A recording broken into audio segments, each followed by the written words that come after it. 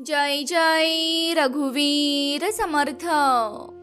मित्रांनो, कर्माचे भोग काहीही झालं तरी ते भोगावेच लागतात। कुणाच्या वाट्याचं तुम्ही स्वतःकडे घेण्याचा प्रयत्न केलात तर ते कधी ना कधी ज्याचं आहे ते त्याच्याकडे नक्कीच जातं। प्रत्येक देण्याघेण्याचा हिशोब हा होतच असतो। मित्रांनो, एका गावामध्ये राधा नावाची एक महिला राहत होती। तिला मूलबाळ नव्हते। बऱ्याच वर्षांपूर्वी तिच्या पतीचा देखील मृत्यू झालेला होता। तिला जवळचं असं कोणीच नव्हतं। आता ती फक्त एकटी जगत होती। ती नेहमीच देवाचं नामस्मरण करत असे। देवाच्या भक्तीमध्येच ती नेहमी लीन राहत असे। स्वतःच्या पोटपाण्याचा प्रश्न सोडवण्यासाठी ती एका सावकाराच्या घरी काम करायला जात असे। त्याच्या बदल्यात सावकाराची पत्नी तिला महिन्याचा पगार देत असे। पण राधा मात्र फक्त गरजेपुरतेच पैसे त्यांच्याकडून घेत असे आणि बाकीचे पैसे ती त्या सावकाराच्या पत्नीकडेच ठेवत असे। कारण ती विचार करत असे की माझी अगोदरच छोटीशी झोपडी आहे, मी हे पैसे घरी कुठे ठेवणार? हे जर मी घरी घेऊन गेली तर ते चोरी होऊन जातील। त्यापेक्षा मी त्यांच्याकडेच माझे पैसे राहू देते, म्हणजेच ते सुरक्षितही राहतील आणि वेळेला गरज पडल्यावर ती मला मिळू देखील शकतील। ती सावकाराची पत्नी राधाला दोन्ही वेळेचं जेवण देखील देत असे आणि त्या बदल्यांमध्ये ती इतर कामे देखील तिच्याकडून करून घेत असे। सावकाराचा व्यापार खूप मोठा होता। त्यांना कोणत्याही गोष्टीची कमतरता नव्हती, पण तरी देखील ती सावकाराची पत्नी थोडीशी लालची होती। एके दिवशी रात्रीच्या वेळी सावकार आणि त्याची पत्नी झोपले होते। मध्यरात्री तिला तहान लागली म्हणून ती पाणी पिण्यासाठी स्वयंपाकघरात जाऊ लागली। तेव्हा तिला तिथे कुणाच तरी सावली दिसली। अगदी काही क्षणात तिच्या लक्षात आलं की हे चोर असावेत। तिने क्षणाचाही विचार न करता सावकाराला उठवले आणि त्याच्याशी बोलू लागली। ती इतक्या मोठ्याने बोलत होती की त्यांचं बोलणं त्या चोरांच्या कानी पडलं पाहिजे। ती सावकाराला सांगत होती, राधाकडे तर खूप सारे धन आहे, ती किती वर्षांपासून आपल्याकडे काम करत आहे, पण तिला साधा 1 रुपया देखील खर्च करावा लागत नाही, कारण तिचं जेवण खाणं देखील आपल्याकडेच असतं। त्याच्यामुळे तिची संपत्ती खूप जास्त झालेली आहे। शिवाय तिला त्या संपत्तीचा वारस देखील आता कोणीही नाही। मला नेहमीच प्रश्न पडतो की ती इतक्या संपत्तीचं काय करेल? हे सर्व बोलणं ऐकल्यावर त्या चोरानं विचार केला की ह्या सावकाराच्या घरी चोरी करणं इतकं सोपं दिसत नाही। हे दोघेजण जागे आहेत, पण राधा तर एकटीच असते, शिवाय तिचा झोपडा आहे। तर आज आपण चोरी राधाच्याच घरी करूयात, कारण जास्त कष्ट न घेताच आपल्याला अधिक संपत्ती मिळेल। असा विचार करून चोर तिथून निघून सरळ राधाच्या घरी जातो। तो तिची पूर्ण झोपडी शोधून पूर्ण पालती घालतो, पण त्याला मात्र काहीही मिळत नाही। तेव्हा तो राधाला उठवतो, तिला विचारतो, तुझ्याकडे जे काही संपत्ती आहे ती तू कुठे लपवून ठेवली आहेस? ती सर्व धनसंपत्ती तू माझ्या स्वाधीन कर, नाहीतर मी तुला जिवंत सोडणार नाही।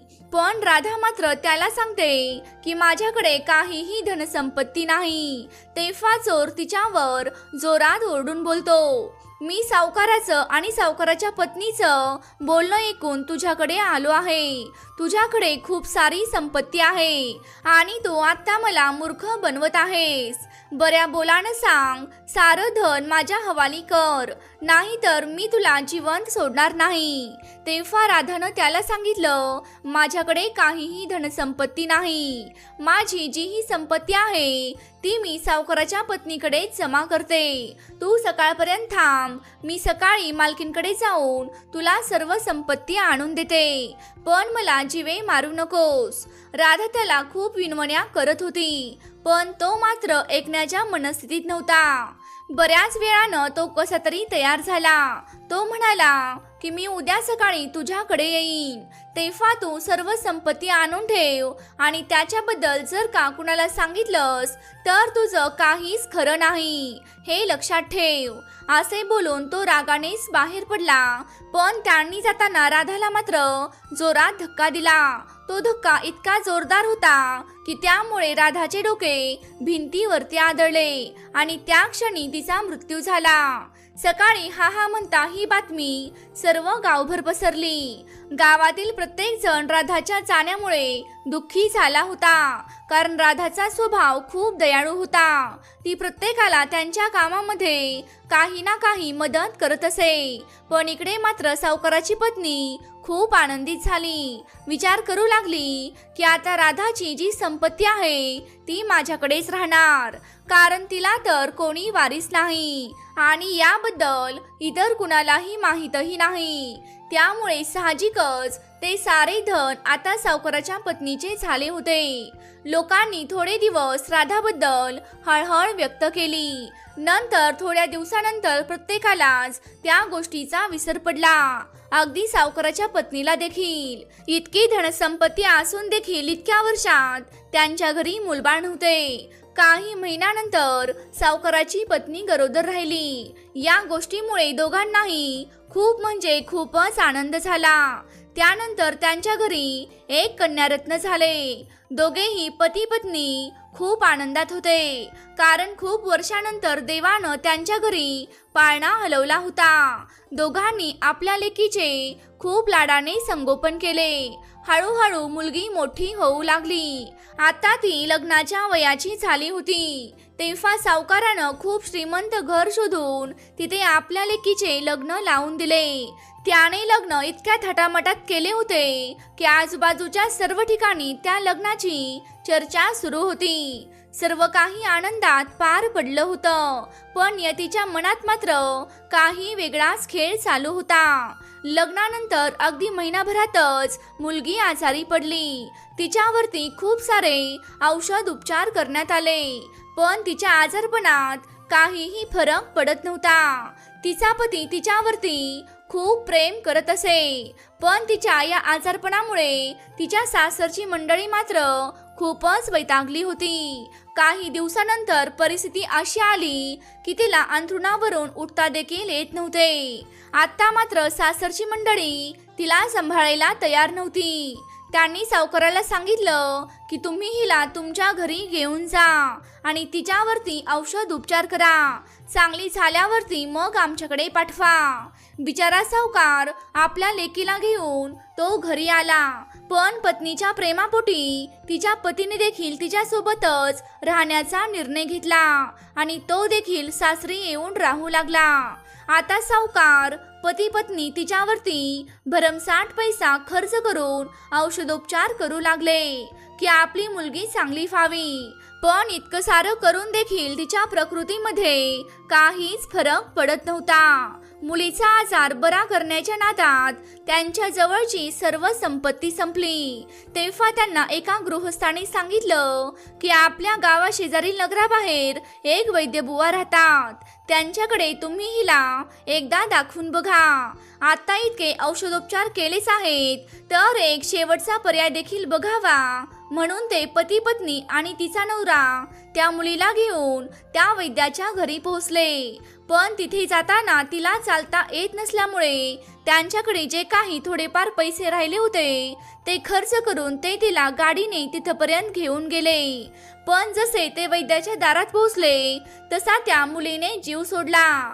मुलीला मृत झालेले पाहून दोघे पती पत्नी आणि त्या मुलीचा नवरा खूप रडू लागले. आपण इतके प्रयत्न केले तरी देखील आपण तिला वाचवू शकलो नाही. या गोष्टींचं त्यांना खूप दुःख होत होतं. आता जवळ काहीही शिल्लक नसल्यामुळे मुलीचा मृतदेह गावापर्यंत घेऊन जाणं त्यांना शक्य नव्हतं, म्हणून त्यांनी त्या नगरातच तिचा अंतिम संस्कार केला. सर्व झाल्यानंतर ते पुन्हा आपल्या गावाकडे निघाले.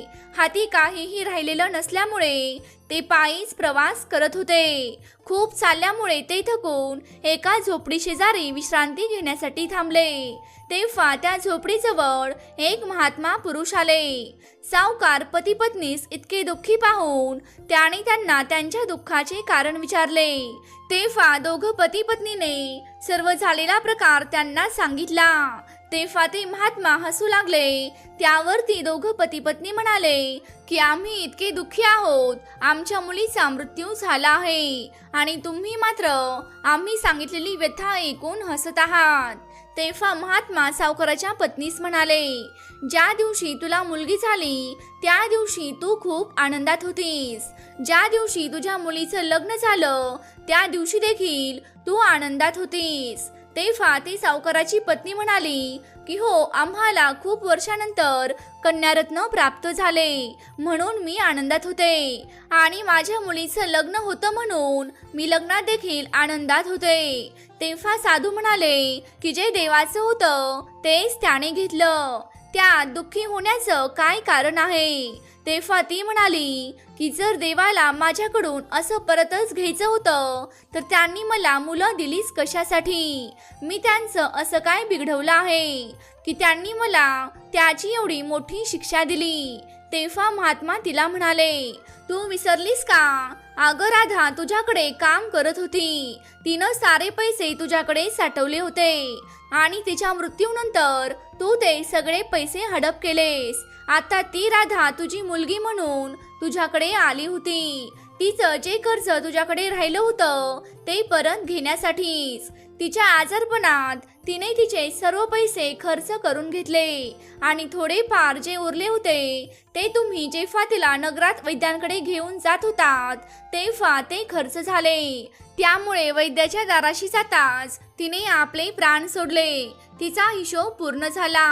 तिनं तुझ्याकडची जमा रक्कम मुद्दल आणि व्याजासकट वसूल केली. हे सारं तुझ्या लालचीपणाचंच फळ आहे. तू जे कर्म केलेस ते तुला अशा परिस्थितीत घेऊन आले. आपण केलेले कर्म कधी चुकत नाहीत आणि एखाद्याचे हडपलेले पैसे, एखाद्याचा हिस्सा, एखाद्याची केलेली फसवणूक आपल्याला कधीच आनंदाने जगू देत नाही.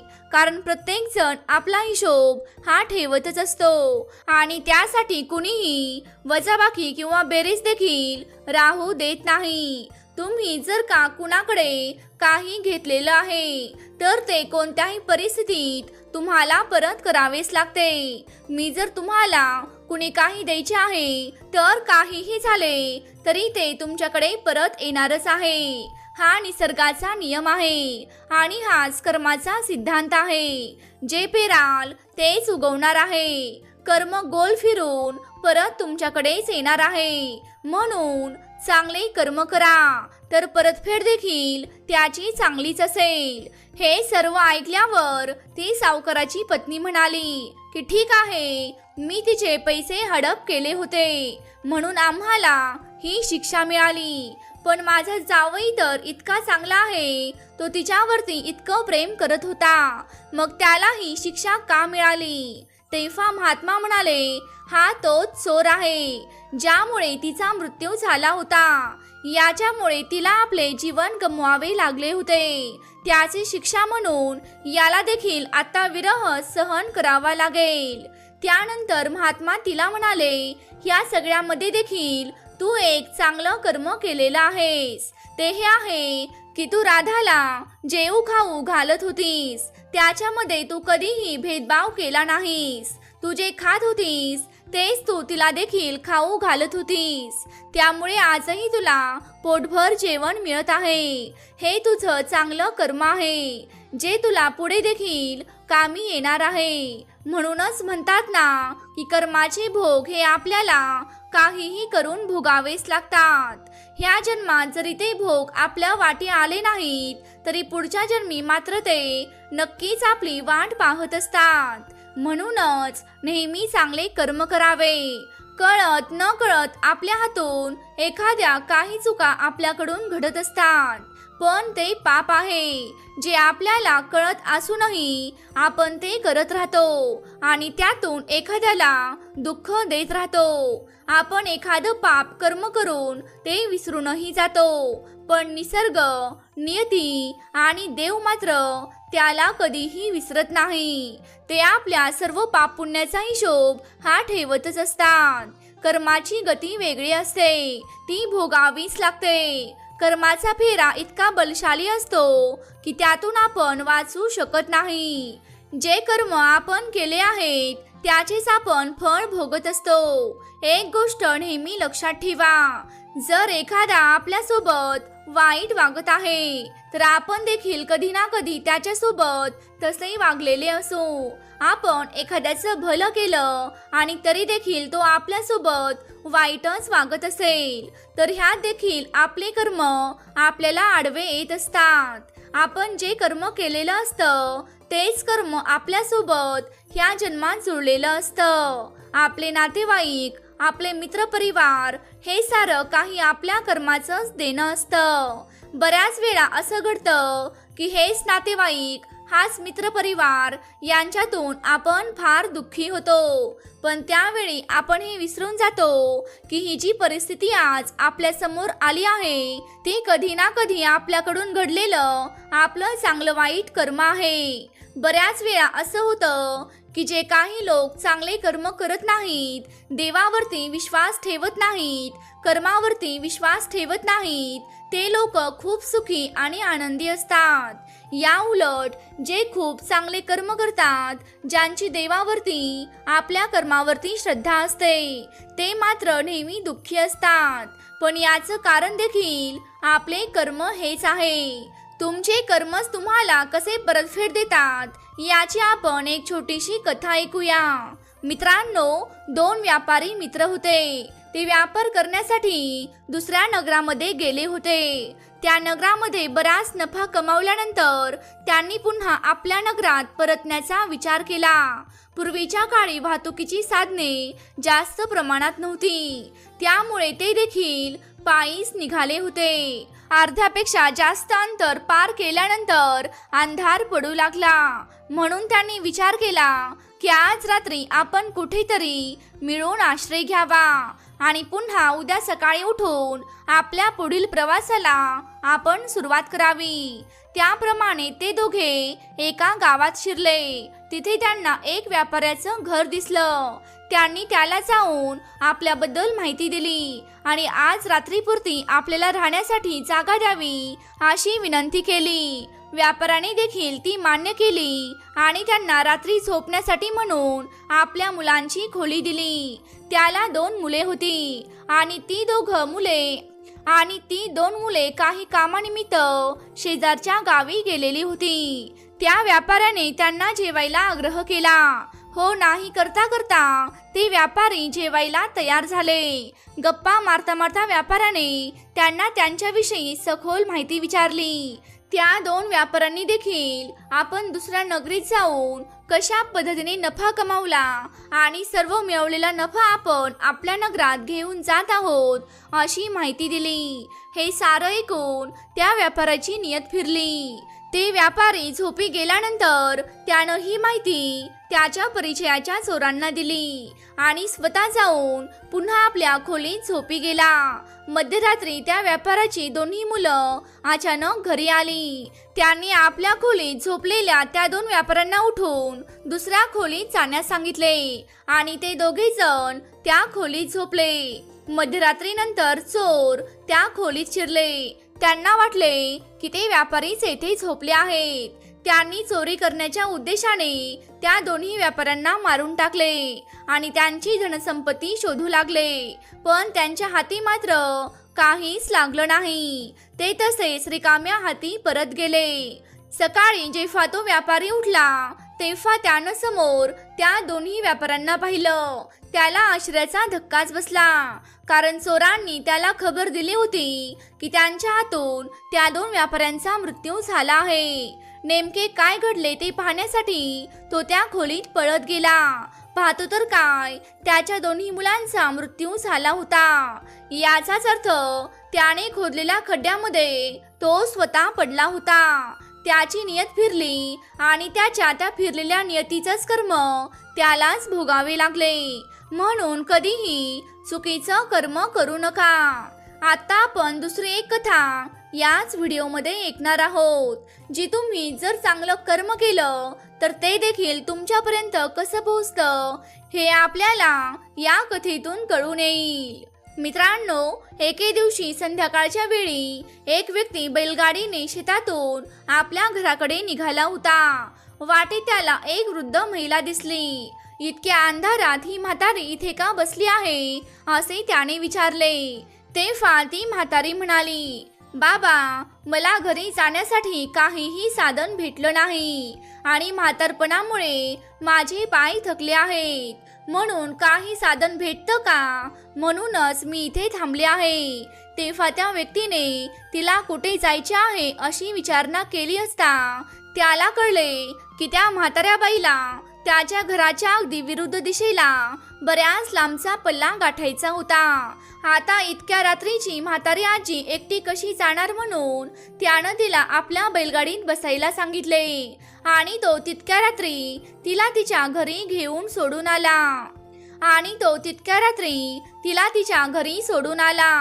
त्याचं हे वागणं पाहून म्हातारी त्याला म्हणू लागली की मी तुला काय देऊ, कारण मी अशी आडबाजूला राहते, त्यामुळे इथे येण्यासाठी कोणीही लवकर तयार होत नाही.